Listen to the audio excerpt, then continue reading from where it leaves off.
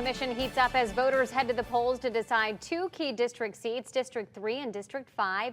In District 3, Republican David Mullica is the lone candidate on the ballot, but his campaign faces competition from a so-called ghost candidate, Jake Cataldo, a write-in with no real intention of running a serious campaign. Meanwhile, in District 5, incumbent Republican Mike Greenwell is up for re-election, but he must first face off against Democrat nominee Kizzy Fowler. Wink News reporter Amy Gallo tells us what's driving voters to the polls.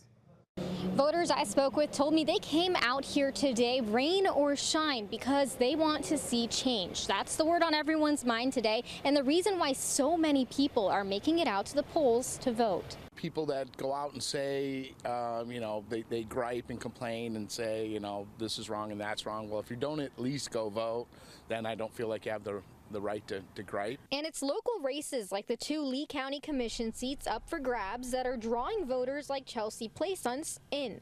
I think local elections are really where decisions are made. That's where we have the most control and our voice is most heard. For the District 3 race, Republican David Mullica is the only candidate on the ballot, but write-in candidate Jake Cataldo is getting some votes. As for District 5, Republican incumbent Mike Greenwell is up against Democrat Kizzy Fowler. I know that the work of the Lee County Commission is incredibly imperative, especially when we're looking at issues related to affordable housing, when we're looking at recovery from the hurricanes. Which is why it's a race that's got voters doing their homework. I don't want to take the time to come here and then vote for the wrong person. So I try to hopefully pick the right people. And voters I spoke to hope others are doing the same. So often the local election doesn't poll nearly as many voters and people will leave that section blank when in reality those are the people we can call up and we can knock on their front door and we can talk to them and we're in community and relationship with them. Everyone who's listening, come out and vote.